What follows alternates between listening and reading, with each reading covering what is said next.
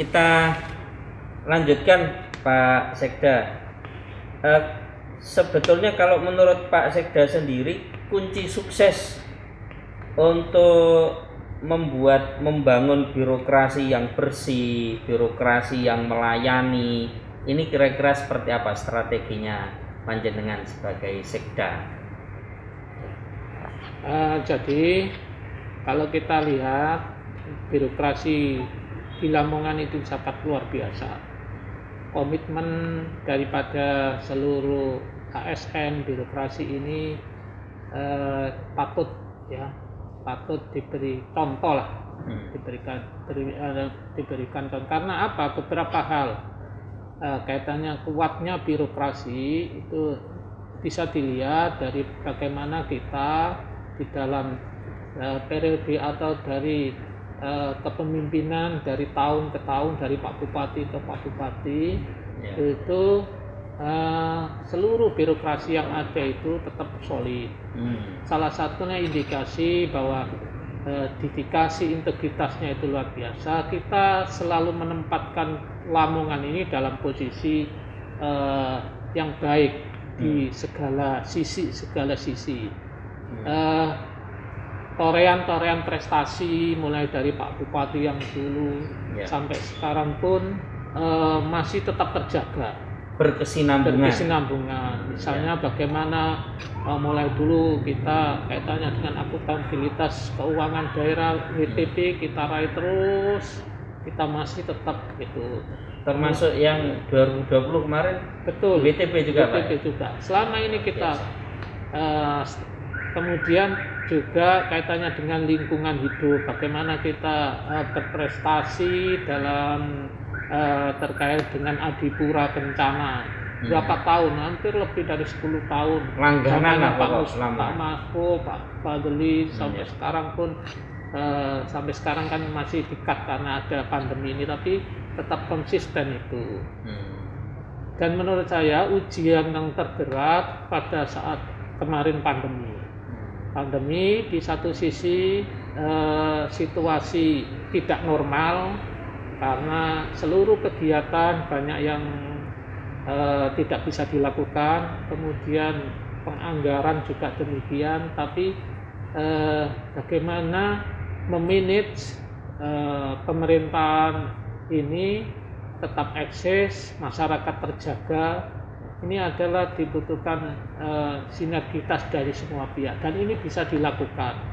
Ini terwujud dari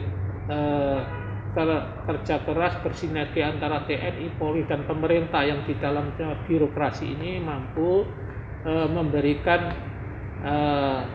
keamanan bagi masyarakat. Ini jumlah PNS-nya berapa Pak? Kalau sekitar 13.000-an. 13.000. Nah, ini yang paling menarik kan Lamongan pertama kali level 1. Iya. Nah, ini sesuatu yang luar biasa. Dan ini tidak mungkin itu bisa dilakukan kalau tidak ada sinergitas semua pihak. TNI, Polri, dan birokrasi pemerintah daerah. Nah, tingkat vaksinasinya sudah mencapai angka. Kita juga vaksinasi. Iya. Kita vaksinasi kemarin begitu kita baru sekitar 40 sampai 50 di deadline untuk bagaimana kita akhir September itu bisa 70. Kita melakukan sampai seluruhnya, TNI, Polri, kita gerilya sampai di sawah pun kita minta masyarakat untuk divaksin. Dan akhirnya target kita tercapai. Sekarang di berapa persen? Kita sudah angka 71%. 71%. Kemudian yang lansia kita sudah sekitar 60%. Itu yang ditargetkan pemerintah sudah tercapai. Kita mungkin nomor 8 dari seprovinsi Jawa Timur. Dan kita masih bertahan dan masih menjaga di level 1. Walaupun di tingkat aglomerasi ini kita masuk level 3 karena kita berkaitan dengan kabupaten tetangga, kabupaten Betul. Surabaya, Gresik dan Gresik. sebagainya. Jadi untuk instruksi menurut itu Menteri Dalam Negeri itu masih di level 3, tetapi dalam kaitannya dengan verifikasi dari Dinkes, ukurannya WHO kita sudah level 1. Level 1. Iya. Iya. Itu mungkin juga karena tadi Pak ya, semua pihak bersatu padu untuk bagaimana caranya agar kita sama-sama bisa menjaga protokol Jadi kesehatan. kekompakan ya, strategi kekompakan dari semuanya, ASN utamanya kita juga menjadi rujukan, misalnya MCP. MCP itu monitoring kaitannya dengan langkah-langkah agar kita terjaga dari korupsi.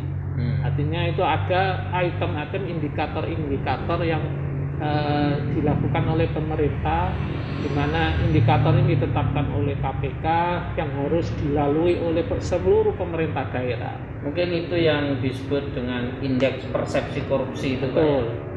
Nah, dari sini kita itu nomor 1 di Jawa Timur. Kita nomor 1 di Jawa Timur, nomor 3 di Indonesia. Kemarin bisa ini nomor mungkin 1 di publik Indonesia. yang tidak banyak tahu Pak. Ya. Jadi yang nomor 1 di Jawa Timur itu apa Pak? Terkait dengan MCP. MCP. Itu singkatannya apa Pak? MCP itu monitoring corruption persepsi. Ya kalau atau bahasa di Permenpannya mungkin sama dengan indeks persepsi korupsi. Betul, ya. IPK itu Lamongan nomor 1. Kalau di Indonesia kita nomor 3. Nah, ini bahkan pernah itu kita leading nomor 1, kita berlalu dengan Boyolali pernah juga di tingkat nasional. Nah, kalau boleh tahu inovasi apa Pak yang dilakukan atau dikembangkan oleh Kabupaten Lamongan sehingga mencapai prestasi yang demikian? Jadi ini adalah peran Pak Bupati sangat besar di dalam bagaimana memberikan mengumpulkan seluruh OPD.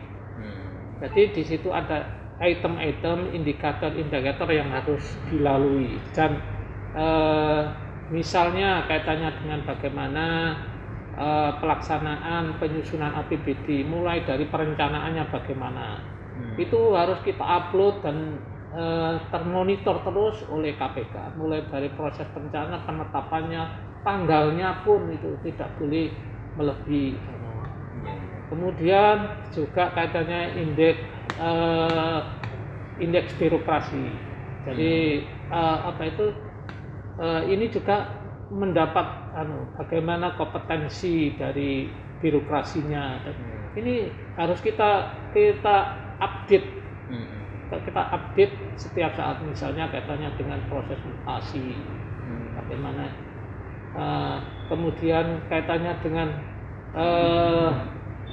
termasuk kesejahteraan. Banyak item indikator-indikatornya yang harus kita penuhi, dan itu kita patuh, dan ini tidak harus dilakukan oleh seluruh OPD yang ada. Jadi tidak bisa OPD ini lebih pintar, tidak bisa, karena kalau ini menonjol yang ini yang gandol ya tidak akan bisa semua. Nah, dengan kekompakan, kebersamaan, sinergi inilah yang menjadikan itu bisa diraih. Nah, inilah mungkin dari kita sudah menularkan menyampaikan pada kabupaten lain untuk bagaimana mencontoh Lamongan. Ya sudah kita berikan, tetapi lagi-lagi itu tidak bisa ditiru. Karena karakter dan semuanya ini yang kekompakan tadi Pak, yang betul, sulit untuk ditiru yang lainnya. Padahal kita mungkin dalam hal kegiatan tidak terlalu formal, kita mungkin diskusi, ya saya sering diskusi di sini berapa ini, mana yang kurang, ini ayo kita cukupi. Ya tidak terlalu